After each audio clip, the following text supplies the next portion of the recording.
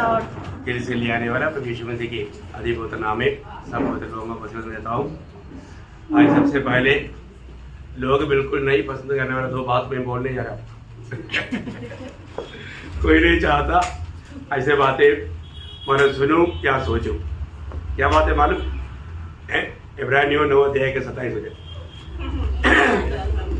कोई नहीं चाहता है, लेकिन हमें उस बात के बारे में बोलने के लिए पहली बात कोई डर नहीं, दूसरी बात उसमें हमें आनंद है।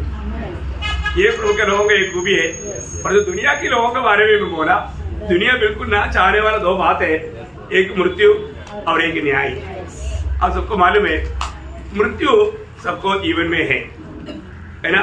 मृत्यु के बारे में कोई सुनना नहीं चाहता। थोड़ी देर पहले प्रभुदास वही बात बोल रहा था, मतलब बहुत लोग जीते जीते ये नहीं सोचता मुझे एक दिन मृत्यु आएगा, और जो कब आएगा किसी को मालूम नहीं।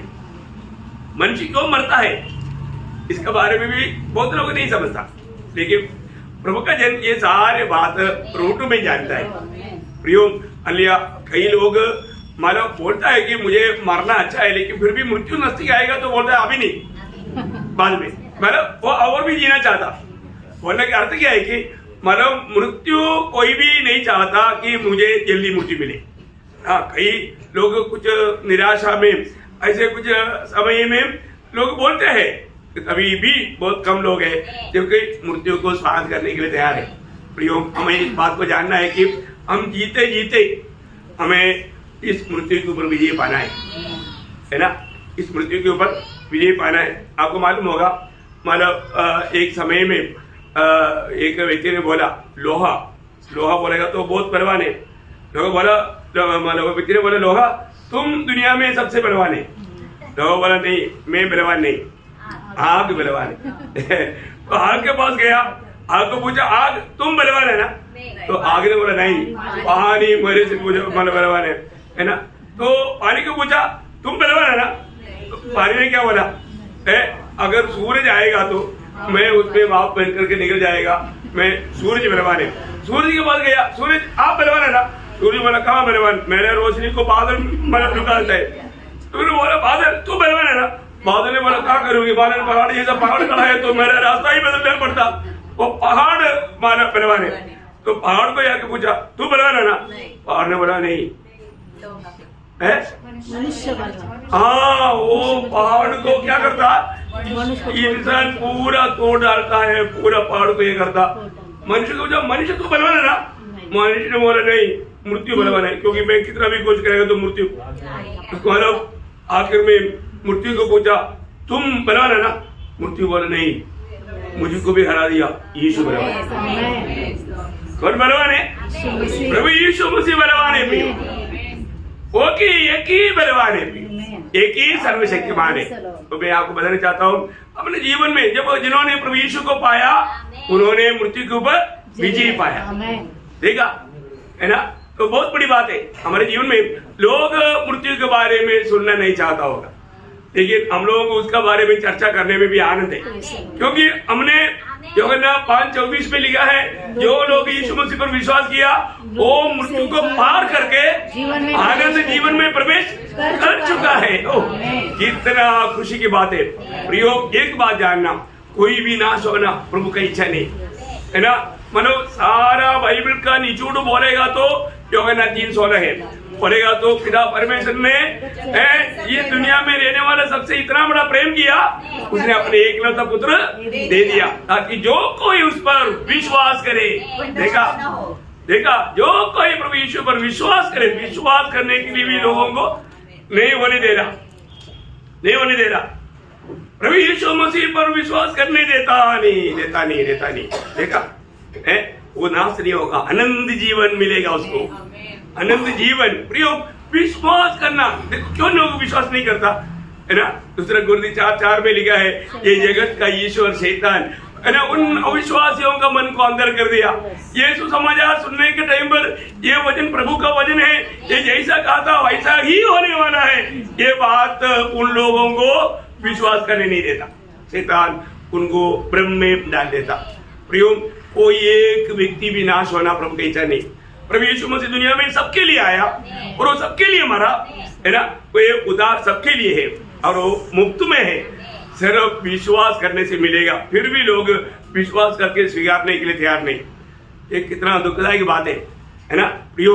इवन विश्वासी हो अविश्वासी हो एक दिन मरेगा, मरने के बाद खत्म हो गया नहीं है ना, मरने के बाद न्याय है प्रियो। अनेक लोगों को प्रभु यीशु मसीह की न्यायासन के सामने एक दिन खड़ा होना है। हमारे जिंदगी का सारे बातों का हमें लेखा देना है। ये नहीं कि मर गया तो खत्म कहानी, ऐसा नहीं है ना प्रियो। हमें ये भी सच्चाई जानना है, हमें जिंदगी का सारे बातों का ना, लोग आज मतलब अपनी मनमानी में जीता है, उनको अपने जीवन का लेखा देना पड़ेगा प्रियो। प्रभु ने आपको ये दुनिया में मतलब बनाने के पीछे प्रभु का एक उद्देश्य है, ये उद्देश्य जानना मैं आज बहुत लोगों को बताना चाहता हूँ। देखिए, हमें बुलाने वाला महान प्रभु का बहुत बड़ा इच्छा है। वो इच्छा खास करके आपको मैं बताऊं, प्रभु की दृष्टि में सबसे मूल्यवान क्या चीज है? सबसे प्रभु का दृष्टि में सबसे मूल्यवान बात क्या है? मंडली है, मंडली है। प्रेज़ द लॉर्ड, है ना। प्रभु ने आदम को हाथ से बनाया, बाकी सृष्टियों को प्रभु ने मुंह से बनाया, है ना। परंतु मंडली को बनाने के लिए प्रभु ने अपने एकलौता पुत्र दिया। बहुत बड़ी बात है प्रियो, मंडली प्रभु के लिए सबसे श्रेष्ठ है ना। मैं आपको इसलिए बताना चाहता हूँ, मंडली जीवन में आने के बाद आप एक हल्का बात नहीं जानना, आप एक मतलब ये जिंदगी को एकदम एक साधारण लेवल में नहीं सोचना, है ना। और प्रभु के दिल में जो मूल्यवान और प्रिय है, हमारा भी दिल में होना चाहिए। प्रेज़ द लॉर्ड, प्रभु का दिल में सबसे मूल्यवान मंडली है, तो हमारे इधर बैठा हुआ सबका दिल में मंडली सबसे श्रेष्ठ होना चाहिए। प्रेज़ द लॉर्ड, मैं आपको बताना चाहता हूँ, क्योंकि ये प्रभु का मंडली है। किसका मंडली?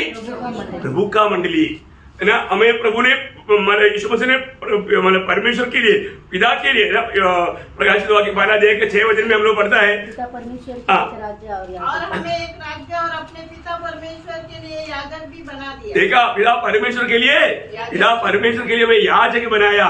मंडली परमेश्वर का मंडली है, मसीह की मंडली है ना। पहला कोरिन्थी उसका 11 अध्याय उसका 16 वचन की भी पाठ लास्ट में, पहला कोरिन्थी 11 अध्याय का 16 वचन की भी पाठ। परमेश्वर की कलीसिया की ऐसी रीति है। परमेश्वर की कलीसिया, कलीसिया किसका? परमेश्वर की कलीसिया। बहुत बड़ी बात है प्रियो, प्रभु आज भी कलीसिया बनाता है प्रियो। कलीसिया जीवन सबसे श्रेष्ठ बात है। आज आपको मालूम है, सब मतलब निचोड़ बोलेगा तो परमेश्वर का एक बातों का सबसे बड़ा निचोड़ बात था, सबसे बड़ा रहस्य बात था मंडली। आज प्रभु ने वो बात को भी प्रभु अपने आत्मा के द्वारा हमें प्रकाशित किया है। मंडली जीवन में आने के बाद में हमारे जीवन में हम प्रभु की इच्छा जानने में, उस इच्छा में बना रहने में प्रयास करना चाहिए, है ना। आपको मालूम है, जब मत्ती के सुसमाचार 5 अध्याय का 48 वचन में यीशु मसीह पहाड़ी उपदेश में कहता है, जैसे तुम्हारा स्वर्गीय पिता सिद्ध है, वैसे तुम भी सिद्ध बनो। इसका मतलब हम लोग भी सिद्ध बनना, हम सिद्ध बन सकता है। हम परमेश्वर के जैसा अनेक बातों में नहीं बन सकता, है ना। परमेश्वर सर्वशक्तिमान है, हम सर्वशक्तिमान नहीं बन सकता। परमेश्वर सर्वज्ञानी है, हम सर्वज्ञानी नहीं बन सकता। परमेश्वर सर्वव्यापी है, हम सर्वव्यापी नहीं बन सकता। पर तो प्रभु में सिद्ध बन सकता, हम प्रभु के जैसा प्रेम कर सकता, हम प्रभु के जैसा दयालु बन सकता। ये सब बहुत से जो गुण है, हम जैसा प्रभु का जैसा बन सकता है, उन बातों में बनना। इसके लिए ये वचनों का सिखलाई है ना। मैं आपको बहुत मतलब मैं आपको बता रहा हूँ, अपने जीवन में एक ही बात का है, एक ही रिश्ता सबसे बड़ा रिश्ता है, वो प्रभु में रिश्ता है। दुनिया के रिश्ता सब कब्र तक आएगा बात को, और जो प्रभु में जो हमारे रिश्ता आनंददा का है, ये आनंददा का रिश्ता है। Praise the Lord. तो इसलिए प्रभु में आने के बाद में हम लोगों का विचारधारा में सब बातों में बहुत फर्क है, बहुत फर्क है। लेकिन अभी आपको मालूम, हम लोग एकदम एंड टाइम में है, आखिरी समय में मंडली में कई प्रकार का हमारा गिरावट आने का बात है। इसलिए हम लोग को मंडली के बारे में अभी जो सीखने के लिए जो प्रभु ने मौका दिया, कई लोगों के अंदर उसके लिए प्रभु ने बोझ दिया। सच में मैं आपको बताता हूँ, ये प्रभु की ओर से है। प्रभु कुछ लोगों को और भी जागृत करके और भी विचि अनुभव में लाने के लिए चाहता है। ये बहुत बड़ी बात है ना। मंडली जीवन को सही रीति में समझना बहुत जरूरी बात है। आपको मालूम है, अंत समय में भक्तों की अवस्था क्या रहेगा, आपको बहुत बार बताया हुआ बात है। 2 तिमोथी 3 अध्याय 1 से 5 तक का वजन, वहां पर 19 बात लिखा है। एक बार थोड़ा पढ़ करके ऐसे जाइएगा। ये स्मरण कि अंतिम दिनों में कठिन समय आएंगे, क्योंकि मनुष्य स्वार्थी, लोभी, डिंगमार, अभिमानी, निंदक, माता पिता की आज्ञा टालने वाले, अकृतज्ञ, अपवित्र, दया रहित, क्षमा रहित, दोष लगाने वाले, असंयमी, कठोर, भले के बैरी, विश्वासघाती, घमंडी और परमेश्वर के नहीं पर सुख विलासी की चाहने वाले होंगे। वे भक्ति का भेष तो धरेंगे, ये व्यक्ति भक्ति का भेष तो धरेंगे पर उसकी शक्ति को न मानेंगे। हाँ देखा प्रियो, ये बोलते ये नंबर 19 बात लिखा है। बाद में गिनती करके देखना, मैं एक बार एक क्लास लिया था। मैं आपको एक बात बताना चाहता हूँ, मतलब ये सब बात विश्वासियों के जीवन में हो रहा है, विश्वासियों का घर में हो रहा है। विश्वासी कहलाने के बावजूद भी माँ बाप की बात नहीं मानता आज का बच्चा। बच्चा विश्वासी है लेकिन बात नहीं मानता। देखा कैसे क्या है? ये बात क्यों हो रहा है? ये अंध समय का, आखिरी समय का एक भयंकर चिन्ह है। मैं आपको बताना चाहता हूँ, अनेक लोग जानना, वो लोग भक्ति का वेश धारण करता है, वेश भक्ति है और ओरिजिनल भक्ति से बहुत दूर है ना। कितना बड़ा दुख की बात है। आपको मालूम है नए नियम की मंडली का सबसे पहला पाप क्या? नए नियम का मंडली का सबसे पहला पाप मतलब प्रेरितों का 5 अध्याय अनन्य संविधा का बात। भक्ति के वेश में उन्होंने क्या किया? पवित्र आत्मा से झूठ बोला। प्रेरितों का 5 अध्याय का 3रा वचन आपको मालूम। तो सबसे बड़ी बात वो पूरा भाग पढ़ना चाहिए। इसका मतलब क्या है कि भक्ति के रूप में हम लोग कोई भी अभिनय की बात आएगा तो वहां पर प्रभु को दुख है, प्रभु को बहुत दुख है। तो इसलिए एक सच्चा भक्त बनकर के जीना है तो उनका उद्धार होना चाहिए, उनका नया जन्म होना चाहिए, वो प्रभु की आत्मा पाया होना चाहिए और आत्मा में चलने वाला होना चाहिए, है ना। प्रभु को और प्रभु की इच्छा को प्रथम स्थान देने वाला बनना चाहिए। तो प्रभु को धन्यवाद हो। मतलब आज भी प्रभु ने कई नए लोगों को भी लाया, उनको भी प्रभु यीशु मसीह के नाम पर हम स्वागत करते हैं। प्रभु आप लोगों को आशीष दे। प्रभु का वचन सच्चाई में जानना सीखना बहुत बड़ी बात है। अब ये क्लास मतलब लोगों को थोड़ा सा विशेष करके नए लोगों को थोड़ा समझने के लिए दिक्कत आएगा, तो भी उनको भी समझने लायक रीति में बोलने की कोशिश करेगा। तो हमने अभी तक मतलब 3 मंडलियों के बारे में, उनकी अवस्थाओं के बारे में प्रभु ने हमसे बात किया। कौन कौन सा मंडली? एफेसुस, स्मुर्ना और परगमुस। 3 मंडली के बारे में हमने पिछले क्लास में समाप्त किया। अभी वापस उसमें नहीं जाना चाहता। आज हम लोग 4वां मंडली तुयथरा मंडली के बारे में थोड़ा सा हम लोग आज सीखेंगे, बहुत प्रार्थना के साथ। प्रियो, वास्तव में मतलब जो व्यक्ति सही प्रकार भूख और प्यास के साथ है, प्रभु उनके साथ जरूर बात करेगा। यहाँ पर आया हुआ हर एक लोगों की अवस्था प्रभु जानता है ना। प्रभु उस अवस्था जान करके हमसे बोलेगा। इसलिए हर एक के अंदर एक प्यास चाहिए, प्रभु आप मुझसे बोलना, मैं तेरी वाणी को मानने के लिए तैयार हूं। ऐसा एक समर्पण है तो पक्का प्रभु व्यक्ति से बात करेगा। तो अभी हम पढ़ेंगे तुयथरा मंडली के बारे में, प्रकाशित वाक्य 2 अध्याय का 18 से 29 तक का वचन। तुयथरा की कलीसिया के दूत को यह लिख, परमेश्वर का पुत्र, जिसकी आंखें आग की ज्वाला के समान और जिसके पांव पीतल के समान है, वह यह कहता है कि मैं तेरे कामों को, तेरे प्रेम और विश्वास और सेवा और धीरज को जानता हूँ, और यह भी कि तेरे पिछले काम पहले से बढ़कर है। पर मुझे तेरे विरुद्ध यह कहना है कि तू स्त्री इजबेल को रहने देता है, जो अपने आप को भविष्यवक्ता कहती है और मेरे दास को व्यभिचार करने और मूर्तियों के आगे चढ़ाई गई वस्तु खाना सिखलाकर भरमाती है। मैंने उसको मन फिराने के लिए अवसर दिया, पर वह अपने व्यभिचार से मन फिराना नहीं चाहती। देख, मैं उसे रोगशैया पर डालता हूँ, और जो उसके साथ व्यभिचार करते हैं, यदि वे भी उसके से कामों से मन न फिराएंगे, तो मैं उन्हें बड़े क्लेश में डालूंगा। मैं उसके बच्चों को मार डालूंगा। तब सब कलीसिया जान लेगी कि हृदय और मन का परखने वाला मैं ही हूँ, और मैं तुमसे हर एक को उसके कामों के अनुसार बदला दूंगा। पर तुम तुयथरा के बाकी लोगों से, जितने इस शिक्षा को नहीं मानते और उन बातों को जिन्हें शैतान की गहरी बातें कहते हैं नहीं जानते, यह कहता हूँ कि मैं तुम पर और बोझ न डालूंगा, पर हाँ, जो तुम्हारे पास है उसको मेरे आने तक थामे रहो। जो जय पाए और मेरे कामों के अनुसार अंत तक करता रहे, मैं उसे जाति जाति के लोगों पर अधिकार दूंगा, और वह लोहे का राजदंड लिए हुए उन पर राज्य करेगा। जिस प्रकार कुम्हार के मिट्टी के बर्तन चकनाचूर हो जाते हैं, मैंने भी ऐसा ही अधिकार अपने पिता से पाया है, और मैं उसे भोर का तारा दूंगा। जिसके कान हो वह सुन ले कि आत्मा कलीसियाओं से क्या कहता है। तो प्रभु को बहुत धन्यवाद देते हैं कि ये मंडली के बारे में शायद आप लोगों ने भी कई बार पढ़ करके भी आया होगा। जो भी पढ़कर आया, मैं कल बताया था, आप पढ़कर आएगा तो मैं और भी थोड़ा स्पीड में जा सकता है। तो आपको मालूम है, तुयतैरा नाम सुनते ही आपको एक व्यक्ति याद आया होगा, लुदिया। तुयतैरा मंडली का सबसे पहला विश्वासनी मतलब लुदिया है ना।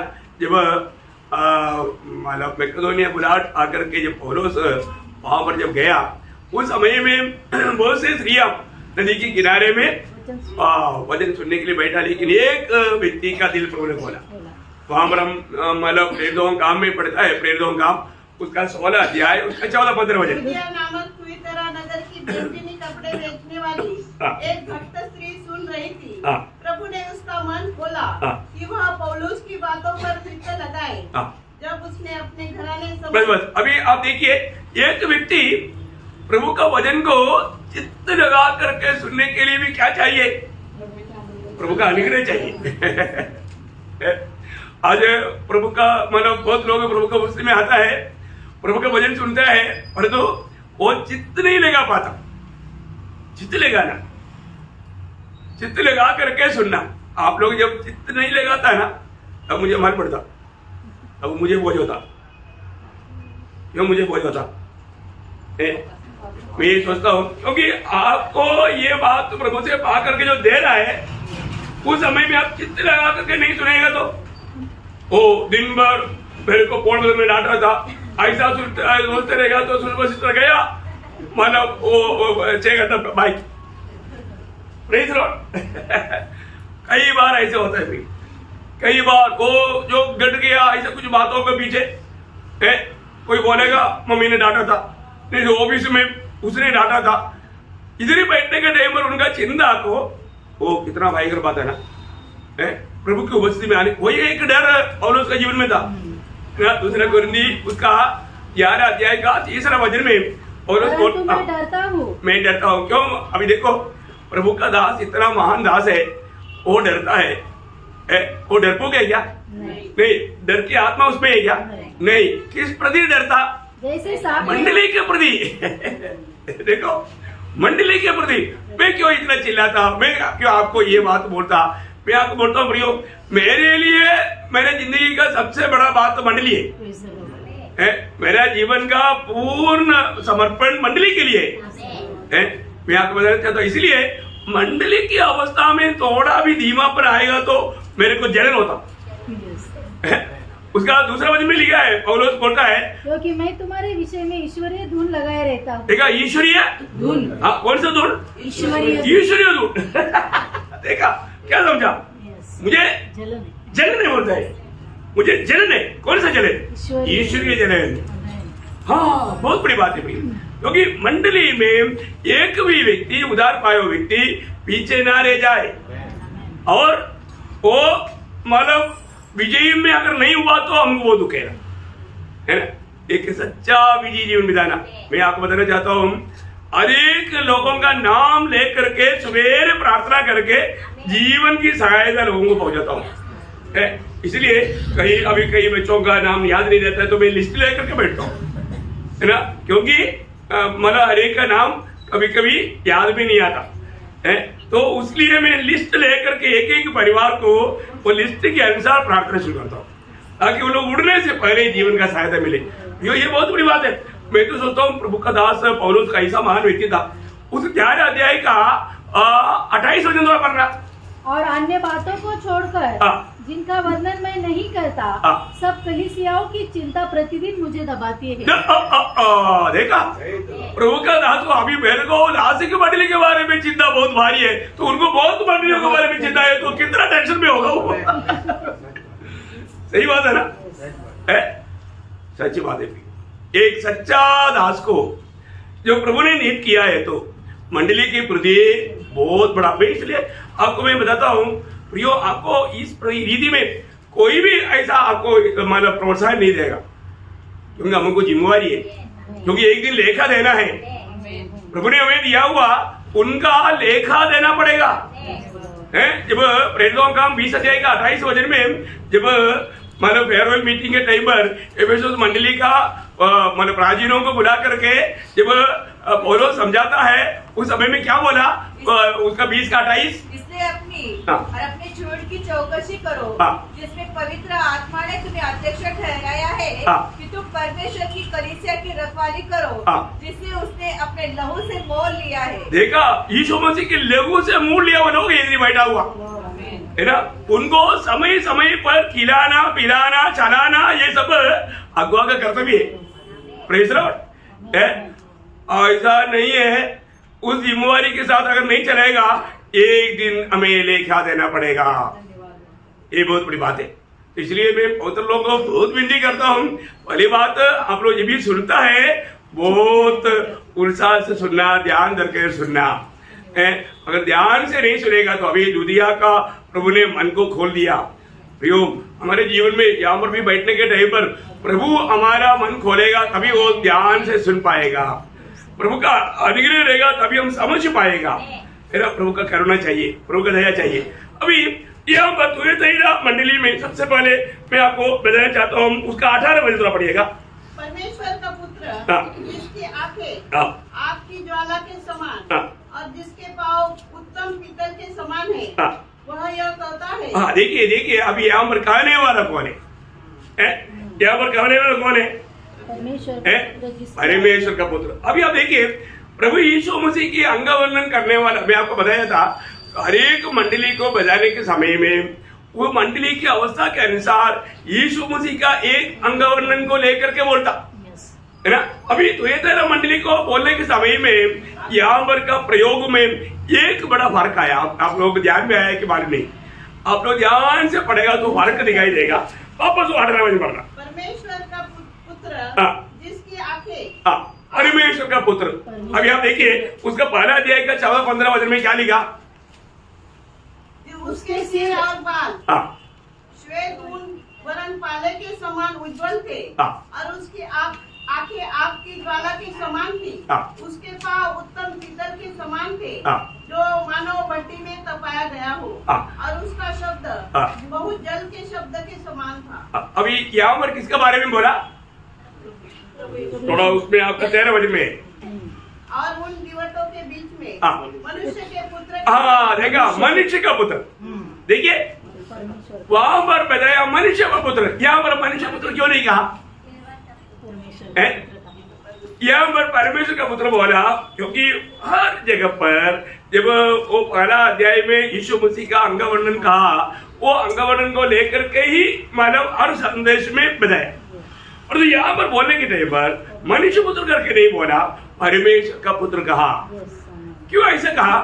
क्योंकि मंडली ने यीशु मसीह को परमेश्वर का पुत्र करके नहीं माना। तो ये तरह मंडली का अवस्था क्या हो गया है? क्योंकि मैंने कल आपको बताया, ये तरह मंडली का समय आ गया तो कम्प्लीटली माना अंधकार आ गया है ना। मतलब उससे पहले ही जब मतलब परगमोस मंडली का लास्ट टाइम में क्या हुआ, कम्प्लीटली दुनियादारी उनके अंदर घुस गया।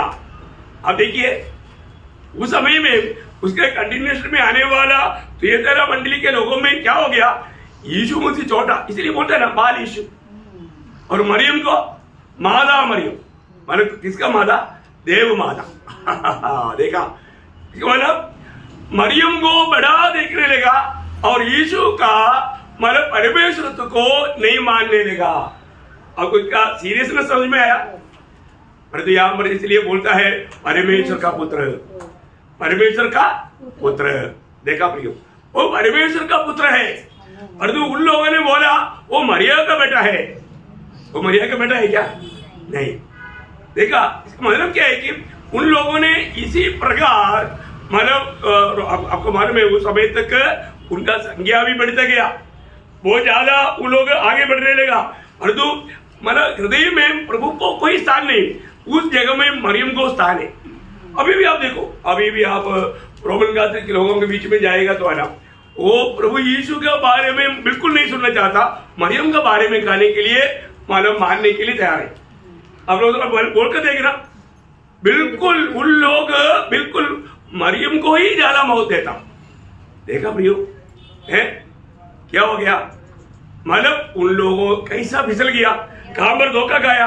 अभी प्रभु को क्या देखता, प्रभु हमारा दिल देखता, हमारे दिल में किसको स्थान है वो स्वर्ग देखता है ना। जब शमूएल जब दावीद को मतलब अलग करने के लिए गया, उसको अभिषेक करने के लिए गया, उस समय में शमूएल ने सोचा ईसाई का बेटा एलिया मानव बड़ा बेटा है, नॉर्मल दीदी में बड़ा बेटे को ये पद मिलना चाहिए, और देखने से भी वो अटकता है, मानव साइज बड़ा है, इसलिए उन्होंने सोचा चलो इसका अभिषेक करते हैं। अब प्रभु कहने वाला एक शब्द है, आपको याद होगा, पहले शमूएल उसका 16 अध्याय उसका 7 हो जाए। परंतु यहोवा ने शमूएल से कहा, न तो उसके रूप पर दृष्टि कर, न उसके कद की ऊंचाई पर, क्योंकि मैंने उसे अयोग्य जाना है। मैंने उसको अयोग्य जाना है, क्योंकि यहोवा का देखना देखा, यहोवा की देखना मनुष्य का सा नहीं, मनुष्य का सा नहीं। मनुष्य तो बाहर का रूप देखता है, परंतु यहोवा की दृष्टि मन पर रहती है। बहुत बड़ी बात है।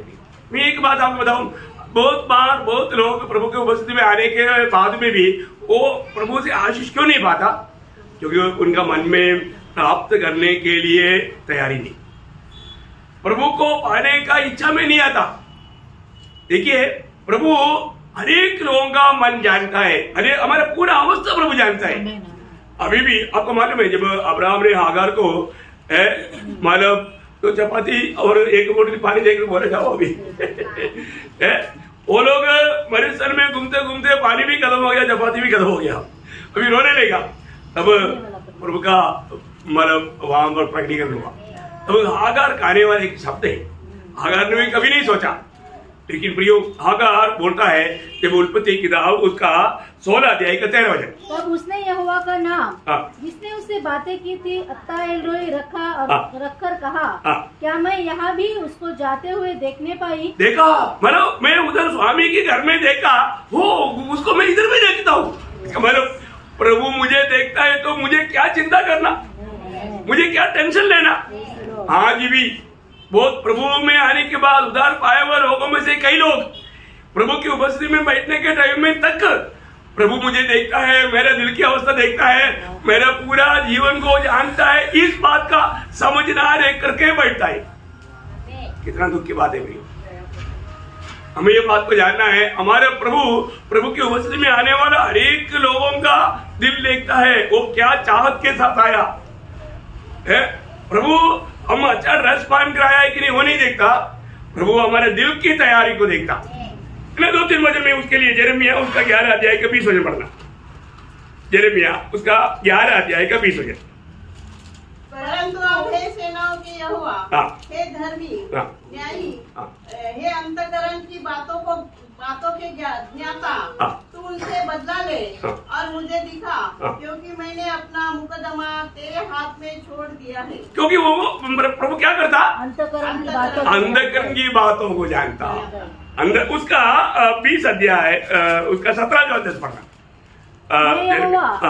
मन की खोजता, मन की खोजता, प्रभु मन को खोजता, बहुत बड़ी बात है। उसका 20 का 12 वचन भी पढ़िएगा।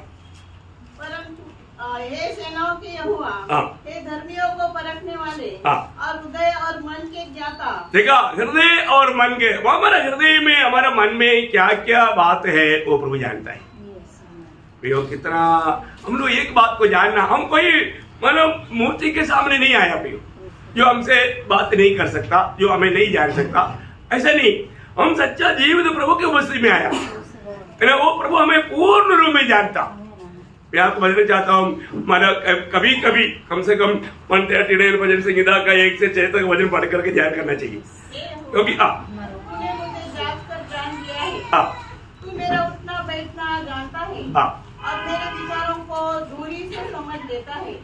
मेरे चलने और लेटने की तू भली भांति छानबीन करता है और मेरे पूरे चाल चलन का भेद जानता है। देखिए पूरा चाल, आज सुबह उठने के समय से लेकर के आपने क्या किया, आपने क्या सोचा, आपने मतलब कैसे कैसे कार्य किया, सब जानता है ना प्रभु, है ना।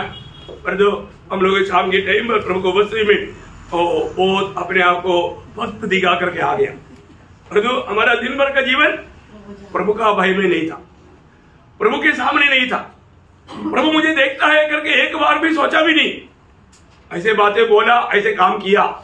आज भी इधर कितने लोगों ने मोबाइल में क्या क्या देखा होगा, है ना। आंखों से किया हुआ उस पाप को कबूल किया, मन करा नहीं बना, ऐसे ही आ गया।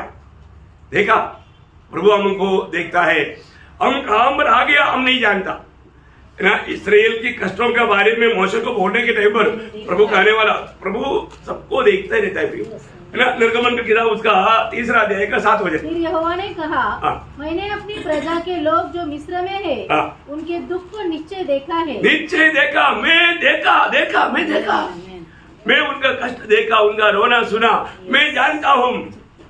प्रभु जानता है, हमारा यहाँ प्रभु के उपस्थिति में आया हुआ हम सबको प्रभु जानता है ना। कितनी बड़ी बात है, हमारे पूरे जिंदगी को प्रभु जानता है। कई बार कई लोग कई बात प्रभु की उपस्थिति में कहता है, परंतु उनमें कोई सच्चाई नहीं। प्रभु वो सब सुन करके वो प्रभु का दिल को आनंद होता, दुख होता, ये बात को समझना, है ना। मतलब जी उड़ा हुआ प्रभु यीशु मसीह पत्रोस को 3 बार पूछा, तू मुझे प्यार करता है क्या, है ना। पत्रोस 2 बार बोला, मैं मुझे तुझे प्रिय है, प्रेम करता नहीं बोला, प्रीति रखता। लेकिन तीसरा बार उसने क्या बोला मालूम है, उसका 17 वचन, है ना, यूहन्ना उसका 20 अध्याय का 21 अध्याय का 17 वचन। उसने तीसरी बार उससे कहा, हे शिमोन योना के पुत्र, क्या तू मुझसे प्रीति रखता है? पतरस उदास हुआ कि उसने उसे तीसरी बार ऐसा कहा, क्या तू मुझसे प्रीति रखता है? और उसने कहा, हे प्रभु तू तो सब कुछ जानता है। बस तू तो सब कुछ जानता है, बस ये तो जानकारी होना चाहिए। प्रभु मेरे बारे में सब कुछ जानता है, मैं प्रभु को प्रेम करता है कि नहीं प्रभु जानता है ना। प्रियो, इसमें कभी भी हम प्रभु से कहते हुए झूठ नहीं बोलना चाहिए, झूठ नहीं बोलना चाहिए, तो सबसे बड़ी बात है।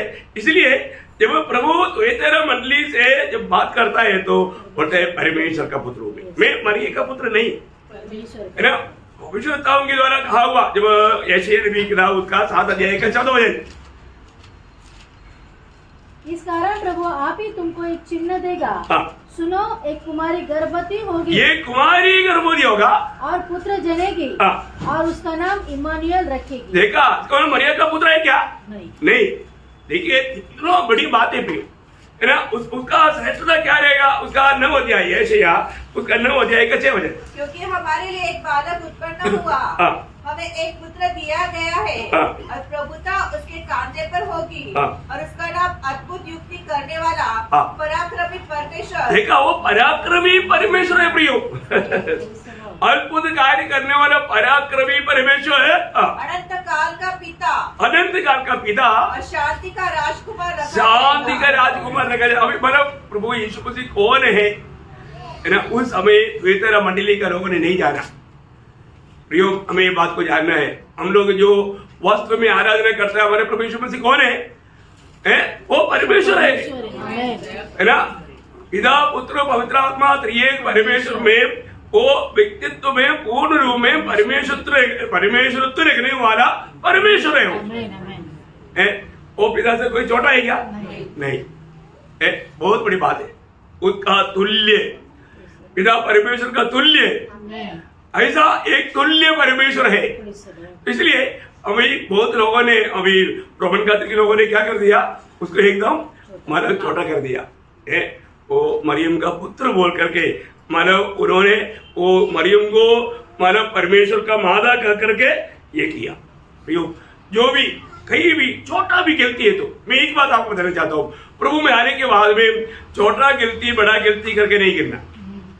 गलती है, गलती कोई भी प्रकार का हुआ है तो तुरंत हमें कबूल करके मन फिरना ही चाहिए, आज शायद बहुत पवित्र लोग रोज इस प्रकार फरकता भी नहीं और कबूल करता भी नहीं हमारे जीवन में।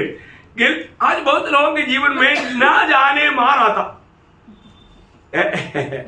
मार मिलना चाहिए कि नहीं? मार मिलना चाहिए ना। मार मिलने के टाइम पर कम से कम परखेगा, अरे मैं कहीं ना कहीं तो मारा गिरत हो गया। कई बार क्या होगा, प्रभु अगर बिल्कुल नहीं मारेगा तो लोग और भी बुरे काम करने के लिए तैयार हो जाएगा। लेकिन मैं आपको बताना चाहता हूँ, हम प्रभु में आया हुआ दिन में हमको पाप क्षमा मिला, वो पाप उस समय की उधार पाने के पहले के कोई पापों के बारे में बोलने की जरूरत नहीं। और जो प्रभु में आने के बाद जो भी प्रकार का एक छोटा झूठ भी बोला है तो उसको कबूल करके मन फिरना है।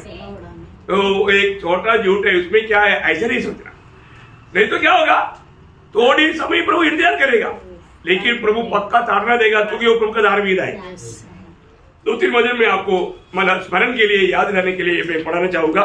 यिर्मयाह 30 अध्याय उसका 11 वचन का भी पाठ, बहुत ध्यान से समझने वाला बात है। तुम्हारी ताड़ना मैं विचार करके करूंगा और तुम्हें किसी प्रकार से निर्दोष न ठहराऊंगा। देखा, जो गलती किया, गलती के कारण मैं तुझे ताड़ना करते बिना नहीं छोड़ेगा। ओह क्या शक्ति चेतावनी है। प्रभु में आने के बाद कभी भी हम लापरवाही नहीं करना भी, कभी भी लापरवाही नहीं करना है। मेरे कमजोरी है, ऐसा हो गया, ऐसा भी नहीं बोलना है। प्रभु हमें हर बात में सामर्थ देकर चलाता है। उसी माना यिर्मयाह उसका 46 का 28 का भी पाठ पढ़ना। यिर्मयाह 46 का 28। मैं तेरी ताड़ना विचार करके करूंगा परंतु तुझे किसी प्रकार से निर्दोष न ठहराऊंगा। बोलने का अर्थ क्या है कि मानो गुनाह किया है तो इवन आपने कबूल करके मन फिरा तो भी ताड़ना मिलेगा देखिए वो ताड़ना में थोड़ा फर्क रहेगा, पर जो माना ही नहीं है तो ताड़ना सकते रहेगा, है ना। नहूम भविष्यवक्ता का किताब उसका 1 अध्याय उसका 3 वचन का शुरुआत पढ़ना।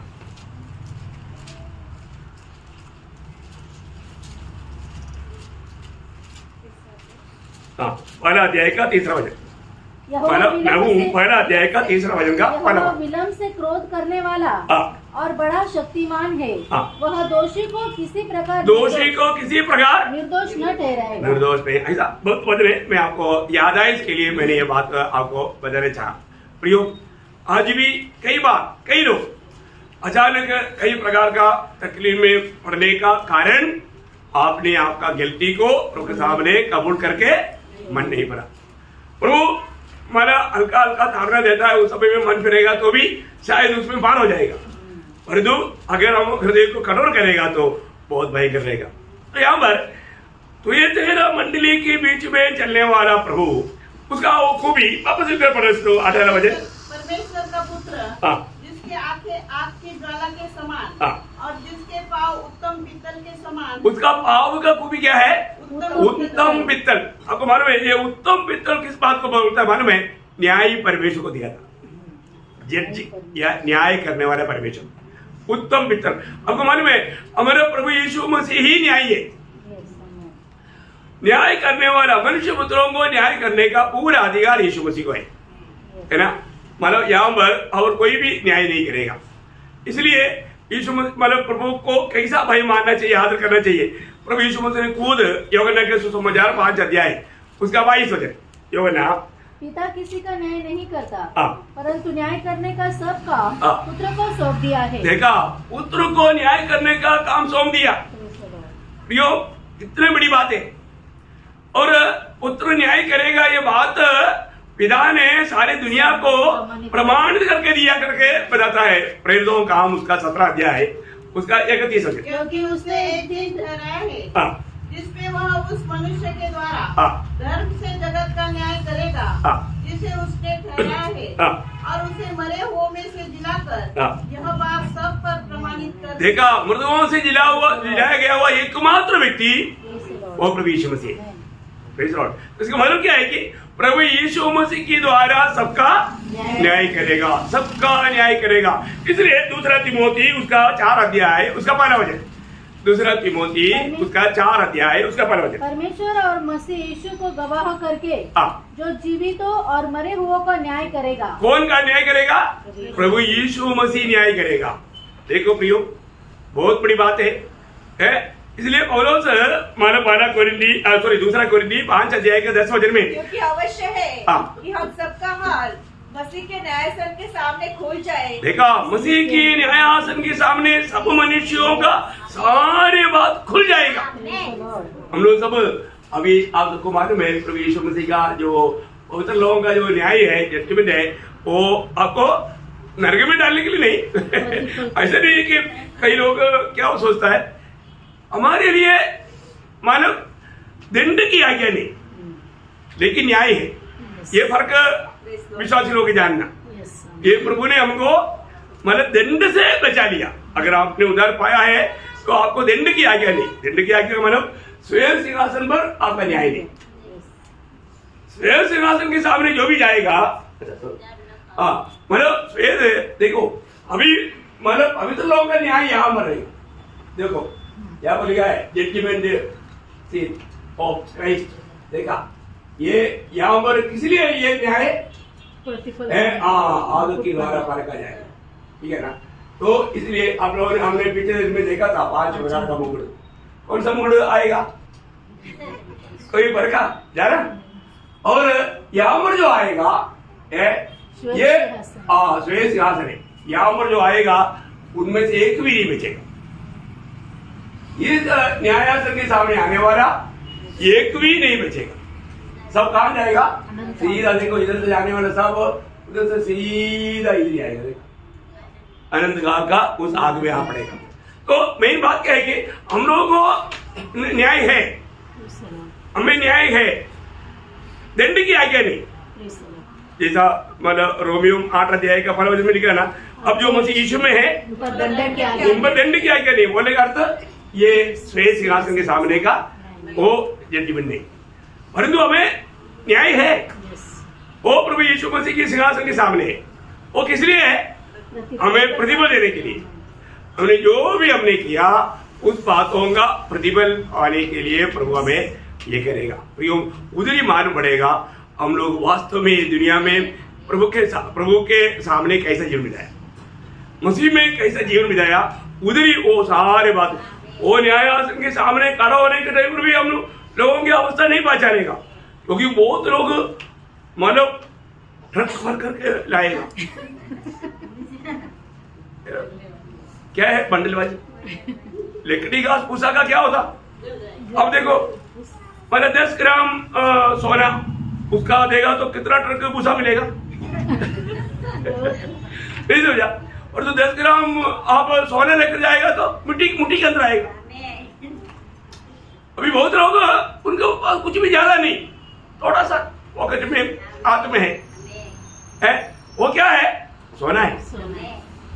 बहुमूल्य बतख मोती है, मतलब 100 करोड़ 200 करोड़ का दाम का। 200 करोड़ तो कितना भूसा का गाड़ी मिलेगा? गिनती नहीं, वो एक किलो का ट्रक, वो सारे ट्रक आग में होकर जाएगा, ठूम एक आवाज आएगा। वो व्यक्ति भी बोलेगा अरे यार वो बहुत वो जब तक परखा नहीं जाता था तब तक वो थोड़ा घमंड करके खड़ा था। तुम लोग क्या है, मेरा देख कितना ट्रक है। परंतु जब न्यायासन के सामने से जब जाएगा एक बूम आवाज आएगा। क्या हो गया? जल गया। और उधर राख किसका हाथ के लिए? उधर केड़ा का पेड़ भी नहीं।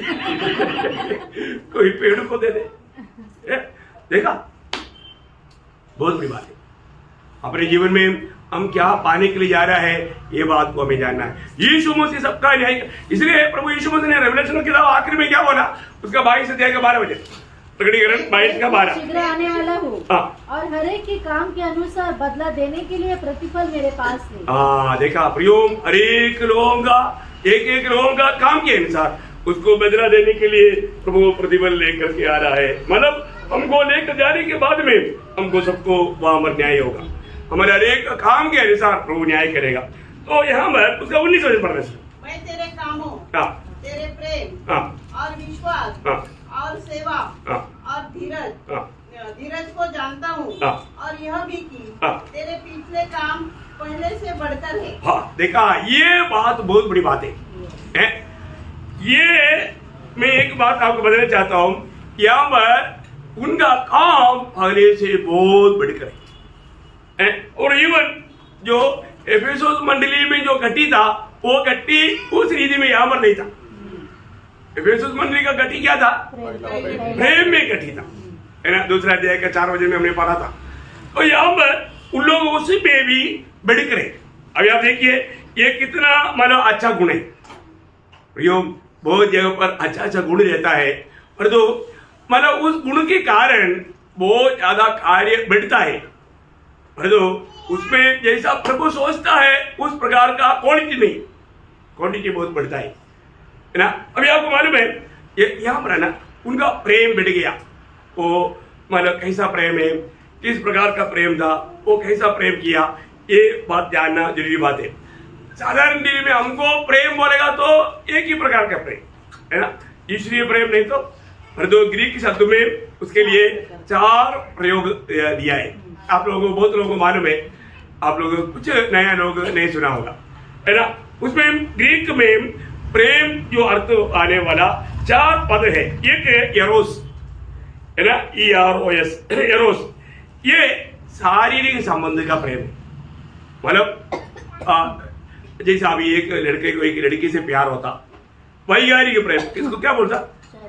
शारीरिक प्रेम, है ना। शारीरिक प्रेम इसको बोलता है एरोस। वो प्रेम से हमें अनंतता में फायदा है? कोई फायदा नहीं। अच्छा, दूसरा है स्टोर्ज। ये मतलब अपना पारिवारिक रिश्ते का प्रेम। अभी आपको मालूम है, कुछ भी हो, लोग आपस में एक ही परिवार का है तो मतलब बिंदु लोगों के साथ एक प्रेम देता, वो मतलब एक अलग दर्जे का रहता, उसको उस प्रेम को बोलता है स्टोर्ज, STORG, स्टोर्ज, है ना। मतलब और तीसरा प्रेम है फिलिया। फिलिया प्रेम क्या है? ये मतलब मित्रों के आपस का प्रेम। आपको मालूम है मित्रों का आपस में, अभी योनादान के साथ दावीद का साथ योनादान का दिल इतना मन इतना मिल गया, वो एकदम मतलब बहुत प्रेमी हो गया। वो मित्रता का प्रेम है, उसको बोलता है फिलिया, PHILIA, फिलिया। देखिए मतलब परंतु एक 4वां एक प्रेम है, वो है अगापे। देखिए अगापे प्रेम, AGAPE, अगापे प्रेम, ठीक है ना। ये ईश्वरीय प्रेम है, ये मतलब दिव्य प्रेम है, ईश्वरीय प्रेम है। तो इस प्रेम, अभी सबसे बड़ी बात है, प्रभु के लोगों में कौन सा प्रेम कार्य करना चाहिए? अगापे प्रेम। हाँ, इसलिए मैं आपको बोलता हूँ, अपन जब भी मिलता है एक स्माइल भी करेगा तो वो स्माइल कैसे होना? अगापे प्रेम से। हाँ, अगापे प्रेम से, दूसरा कोई मतलब नहीं करके नहीं, अगापे प्रेम। क्यों? क्योंकि रोमियो 5:5 में हम जानता है हमें दिया हुआ पवित्र आत्मा के द्वारा प्रभु ने अपना प्रेम हमारे दिल में उंडेला है, डाला है। उस प्रेम में हमारा हर एक कार्य, प्रभु में आने के बाद हम अपनी तरफ से कुछ निकालना नहीं, अपनी तरफ से प्रभु हर एक काम, हमारा सामर्थ्य का रहस्य क्या है? प्रभु होना चाहिए, है ना। फिलिपियों 4:13 में प्रभु ने क्या और उसका बोलता है? जो मुझे सामर्थ्य देता है, मतलब मेरे सामर्थ्य का स्रोत प्रभु है। हमारा हर एक काम, मैं इस विषय में मैं आपको इसलिए बताना चाहता हूँ, जो लोग प्रभु की आत्मा पाया, आत्मा का फल क्या? प्रेम। आत्मा का फल प्रेम। हर एक रोज विश्वासी लोग कम से कम ये परखना चाहिए, है ना। मैं प्रभु की आत्मा पाया है तो वो प्रेम मेरे अंदर है क्या, है ना। आपको मालूम है सबसे श्रेष्ठ है प्रभु का दास वरदानों के बारे में, है ना। प्रेम की वर्णन सब करने के बाद में 1 कोरिन्थी 13 अध्याय का 13 वचन में क्या बोलता? सबसे श्रेष्ठ क्या है? प्रेम है। सबसे श्रेष्ठ प्रेम है। मैं आपको बताना चाहता हूँ प्रियो, उस प्रेम, ये प्रेम अगर हमारे में कार्य करता है तो कोई भी प्रकार हो व्यक्ति को मसीह से दूर नहीं कर सकता। ये सबूत है। यहाँ पर पौलुस रोमियो 8 अध्याय का 35 से उसका 39 तक है ना, वचन में इतना दावा करके बोलता है, आपको सबको याद है ना। एक बार नया लोगों के लिए पढ़िएगा। कौन आपको मसीह के प्रेम से अलग करेगा? क्या क्लेश या संकट या उपद्रव या अकाल या नंगाई या जोखिम या तलवार?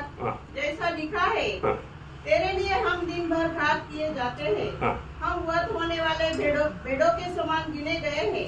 परंतु इन सब बातों में हम उसके द्वारा जिसने हमसे प्रेम किया है जीवन से भी बढ़कर है, क्योंकि मैं निश्चय जानता हूँ। मैं निश्चय देखा उन्होंने अपना व्यक्तिगत रीति में वो बोलता है, मैं निश्चय जानता हूँ न मृत्यु न जीवन न स्वर्गदूत न प्रधानताएं न वर्तमान न भविष्य न सामर्थ्य न ऊंचाई न गहराई और न कोई और सृष्टि हमें परमेश्वर के प्रेम से जो हमारे प्रभु मसीह यीशु में है अलग कर सके। मतलब बोलने का अर्थ कभी नहीं कर पाएगा, ये सच्ची बात है।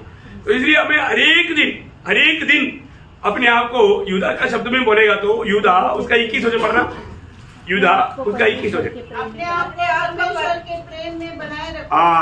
बहुत बड़ा सावधानी की बात है, अपने आप को परमेश्वर की प्रेम में बनाए रखो।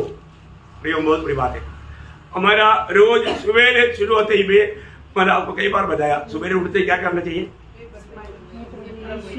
प्रभु को देख करके एक स्माइल करता है कि नहीं? कई बार बताया, कितने लोग करता है? नहीं करता बहुत लोग करना चाहिए, क्योंकि नींद कौन दिया? प्रभु ने दिया। प्रभु इतना अच्छा नींद दे करके आपको कोई बीमारी ना होते हुए सही सलामत सुबह उठने दिया, अपन प्रभु को धन्यवाद देना चाहिए कि नहीं? वहां से हमारा प्रभु के साथ का संबंध मजबूत होना चाहिए, प्रभु को धन्यवाद देना चाहिए। अबा अभी तक मैं सोया पर तो आप सोया नहीं, आप मेरा रक्षा किया है ना, मेरे को कुछ मुसीबत आने नहीं दिया। प्रभु और भी आपकी संगति में रहकर एक दिन और बिताने के लिए आपने मौका दिया। हम कितना आभारी होकर के प्रभु को धन्यवाद देना चाहिए हर एक बातों में। तो यहाँ पर मतलब मंडली, ये तरह मंडली का विशेष था उसका 19 और एक और तेरे कामों, तेरे प्रेम और विश्वास और सेवा और धीरज को जानता हूँ, और यह भी कि तेरे पिछले काम पहले से बढ़कर है। देखा प्रियो, ये कितना अच्छा गवाही है। तेरा पिछले काम मतलब अभी तुम पहले से बढ़कर के प्रभु में उन्नति में है, बढ़ रहा है। फिर आज हमारे जीवन में कैसा है प्रभु का काम? बहुत लोग बोलता है कि वो पहले मेरे को बहुत उत्साह था, पर जो अभी वो उत्साह बुझ गया, ऐसा है क्या? है नहीं प्रियो, बहुत लोग अच्छा आरंभ करता है लेकिन उसका आखिर बहुत खराब निकलता। ऐसा होना चाहिए नहीं प्रियो, है हमें कितना और भी अधिक बढ़ना चाहिए। एक तो हम प्रभु के आगमन की इतना निकटता में है, तो प्रभु के प्रति कामों में 15 अध्याय का 58 वचन में लिखा है, प्रभु के कामों में बढ़ते जाओ प्रियो, बाकी बातों में नहीं। वो वचन पढ़ना आप लोग। मेरे प्रिय भाइयों, अटल रहो और प्रभु के काम में सर्वदा बढ़ते जाओ। क्यों? क्योंकि यह जानते हो कि तुम्हारा परिश्रम प्रभु में व्यर्थ नहीं है। प्रियो, प्रभु में जो परिश्रम करेगा, शायद कई बार लोग सोचता होगा प्रभु का हाथ हमारे पीछे लेगा, पीछे नहीं लेगा प्रियो। इसका गुणमान विषय आपको बताता है। आप उधर जाने के लिए और बोलेगा आप हमको लाठी भी मार देना था, ओह हमको तो थप्पड़ भी मार देना था, वो सब उतनी बोलेगा, ये नहीं बोलेगा। प्रियो, बहुत बड़ी बात है ना, अपन क्यों बोलता है प्रियो? देखो, आप ये दुनिया में प्रभु के प्रति, प्रभु के लिए जो भी एक्चुअली मतलब हमें कितना समर्पण के साथ हम इतना आशीष पाए लोग है ना, असंभव को प्रभु ने संभव करके हमको बचा लिया। हम उदार पाए हुए लोग, देखो ना, ये उदार का शब्द सुनने से लोग डर जाता है, लेकिन हमें मुफ्त में मिला, पूरा खर्चा यीशु मसीह ने निभाया, और वो विश्वास करके प्राप्त करने के लिए प्रभु ने हमें अनुग्रह दिया। कितना धन्य लोग है ना, ये वचन को प्रभु ने वचन हमें तक पहुंचाया, हम कितना आभारी होना चाहिए। विश्वास में आने के बाद में हमेशा, जब दूसरा कोरिन्थी 13 अध्याय का 5 वचन में पौलुस कहता है कि तो अपने आप को परखना, क्या परखना? विश्वास में हो कि नहीं। विश्वास में हो कि नहीं प्रियो, विश्वास में है कि नहीं परखना है प्रियो। हमारा विश्वास ही जीवन में बाधा आ सकता है, हमारा विश्वास ही जीवन में ठोकर खिला सकता है, हमारी दौड़ में कई प्रकार का बाधा आ सकता है, लेकिन हमें परखना है कि विश्वास में है कि नहीं, है ना। विश्वास से निकल जाएगा तो भी लोगों को नहीं मालूम पड़ेगा, ऐसे होगा तो फिर क्या होगा? धोखा हो जाएगा, है ना। इब्रानियों 3 अध्याय का 14 वचन, इब्रानियों 3 का 14। क्योंकि हम मसीह के भागीदार हुए हैं, यदि हम अपने प्रथम भरोसे पर अंत तक दृढ़ता से स्थिर रहे। प्रियो, हमें पहला विश्वास में अंत तक बना रहना प्रियो, विश्वास में से कभी पीछे नहीं जाना। हमारे हर एक बातों में, आज आपको मालूम है बहुत लोग जाने अनजाने बहुत प्रकार का पापों का शिकार बन जाता हूँ। ऐसा भागते भागते 1-2 बात में आपको इसी प्रकार याद दिलाऊंगा। जब याकूब 4 अध्याय का 17 वचन में क्या लिखा? जो भलाई करना जानता है तो भी वो नहीं करता तो उसके लिए वो पाप गिना जाएगा। क्या गिना जाएगा? पाप। देखा, आपने कुछ पाप नहीं किया लेकिन आपने भलाई नहीं किया, जो मानो निभाना चाहिए था वो नहीं किया, वो पाप गिना जाएगा। देखो इवन रोमियो 14 अध्याय का 23 वचन, आप देखिए, जो विश्वास से नहीं आता सब पाप है। आप यहाँ पर कैसे आए बताओ मुझे? आप यहाँ पर कैसे आए? विश्वास से आए क्या? और जो कई लोग मानो सच में मानो विश्वास से शायद नहीं आए तो अभी वो भी पाप में। बताओ कैसे आना चाहिए? मैं प्रभु की उपस्थिति में जाता है तो प्रभु जरूर मेरे से बात करेगा और मेरा जीवन बदलेगा और मैं प्रभु के साथ और भी लिपट जाएगा और भी मैं प्रभु का महिमा का जीवन बिताऊंगा, प्रभु के प्रेम में मैं और भी मजबूत हो जाऊंगा, प्रभु का सत्य वचन को मैं ग्रहण करेगा, ये मैं दिल की पटरी पर मेरा एकदम बांध कर दूंगा। देखो सही में ऐसा सच्चा निर्णय के साथ जब आता है प्रभु उस व्यक्ति की अवस्था जान करके उनसे बोलता है। मैं आपको बताना चाहता हूँ, सुबह मतलब जब भी प्रभु की उपस्थिति में आता है तो हम लोग इस प्रकार का प्रार्थना से आना चाहिए। प्रभु कहना, मेरे से कहना, मैं तेरी वाणी को मानने के लिए तैयार है। आज कई बार हम वचन सुनता है पर वो वचन शायद हमारी इच्छा के अनुसार नहीं है तो हम त्याग देता, ऐसे भी पाप करता है। जब हम वचन सुनता है, जब याकूब उसका 1 अध्याय है उसका 22-23 वचन, परंतु वचन पर चलने वाले बनो, वचन पर चलने वाला बनो, और केवल सुनने वाले ही नहीं, केवल सुनने वाला नहीं, जो अपने आप को धोखा देते हैं। देखा, अपने आप को धोखा देता, धोखा पाप है कि नहीं? देखो इसका मतलब इन दिनों में प्रभु ने हमें कितना प्रकार वचन से बात किया, कितना सरल ढंग में प्रभु ने एक बात हमको समझाया, लेकिन हम लोग मानने के लिए तैयार है क्या? मैं बोला ना, जो प्रभु को नफरत है वो हमें भी नफरत करना प्रियो, नफरत करना। ओ नहीं, हम ऐसे करते आए, अभी क्या करूं? अरे अभी सच्चाई जाना है ना, छोड़ो। जब प्रभु के वचन में लिखा हुआ बात उसको मानने के लिए हमें उत्साह चाहिए। प्रभु के वचन से वो प्रकाश मिलेगा। तो इसलिए ना, जब देखो अभी मतलब बड़ा जागृति लाया हुआ मार्टिन लूथर के बारे में हम सीखने जाएगा, लेकिन मार्टिन लूथर जब सीखने के टाइम पर मतलब बड़ा जागृति लाया, पर उनको विश्वास की बपतिस्मा के बारे में प्रकाश नहीं था, वो अभी भी झटका हो जाता था। देखा है? और उनके मिला हुआ प्रकाश में विश्वास के द्वारा ही उद्धार है, ये उन्होंने घोषणा करके बड़ा जागृति लाया। और वो आगे नहीं बढ़ा, समय समय पर प्रभु प्रकाशन देते रहता भी, उसके लिए एक लोगों को इसके बाद में जॉन वेस्ली उनके जैसा कुछ लोगों को बाप्टिस्ट मिशन, इसलिए उसको बाप्टिस्ट मिशन बोलता, डुक्की सभा उनको मिला। नहीं, सिर्फ उद्धार का ही उसमें सीमित नहीं, जो विश्वास किया वो बपतिस्मा भी लेना चाहिए, उसका प्रकाश बढ़ गया। तो समय समय पर प्रभु ने एक लोगों को खड़ा करके उसका प्रकाश देते रहा, तो ऐसे उसके अनुसार वो बढ़ते गया। अभी हम लोग एकदम एंड टाइम में है, तो हम लोग इस वचन को इस रीति में सीखने का कारण क्या है? वचन जो भी कहेगा पूरा दिल से मानने के लिए सब लोग तैयार रहना प्रियो। जो भी हमारे जीवन में वचन के खिलाफ में जो भी है, इवन किसी को अगर समझा नहीं है पक्का पूछना, मैं आपको बहुत प्यार से वो बात को समझाऊंगा, क्योंकि मैं बहुत प्रार्थना के साथ, बहुत तैयारी के साथ है। आप कोई भी बात का, इवन अगर आप कोई मेरे को मतलब मीटिंग के बाद में भी पूछेगा तो मैं सबके लिए वो ओपन भी सबको बोलूंगा। जिसने पूछा सवाल नहीं बोलूंगा, किसने पूछा वो भी नहीं बोलेगा, नहीं सुनो। तो लेकिन मैं आपको बताना चाहता हूँ, आपका दिल में थोड़ा भी डाउट ना रहे, क्योंकि ये वचन में थोड़ा भी मिलावट नहीं करना, सत्य वचन को थामा लेना, वचन के अनुसार हमें जीवन को तैयार करना। इसलिए अभी मतलब जो भाग बहुत डेंजर भाग है, बीच वचन से हम लोग मतलब प्रभु का आगमन देरी हुआ तो कल देखेगा, क्योंकि आप लोग उस पर ध्यान करना, आप लोगों से भी प्रभु बात करेगा। ऐसे एक बार पढ़कर कर्म करेगी वो 20 वचन।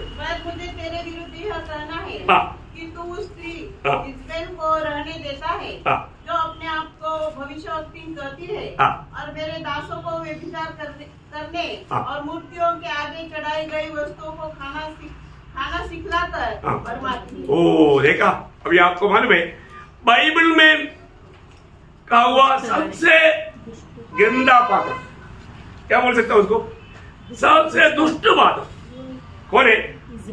इज़ाबेल है। इसका मतलब ये मंडली में वो इज़ाबेल वो मंडली में नहीं था, इज़ाबेल का स्वभाव का था ना, उसको हमें डिटेल से समझना। आज हम बहुत लोगों के बीच में इस इज़ाबेल का कार्य को मैं आपको प्रभु कृपा से, आज प्रभु का आगमन नहीं हुआ, कल आपको दिखाएगा। ये बातें समझने के कारण हमको भी बड़ा डर लगता है प्रियो, प्रभु ने हमें कैसे ऐसे बातों से बचाया, बहुत अद्भुत बात है प्रियो, है ना। इज़ाबेल से बचकर रहना प्रियो।